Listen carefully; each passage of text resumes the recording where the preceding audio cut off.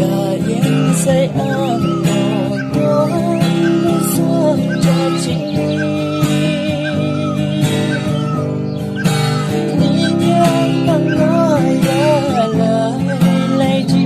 xin ngày đó đã mong nhớ những phong cảnh xuân những mang xa mơ những người cha hơn như gì không nghĩ yêu nhớ xuân cha chiều mà vì yêu ya đến sai nhẹ nắng mơ sẽ ngày đó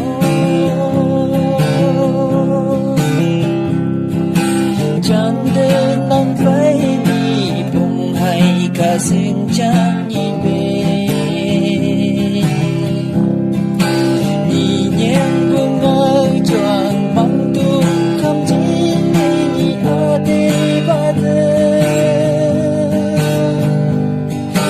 ya nhang buông ngơi đình ani en vừa chăn tay với con in chơi chừng nói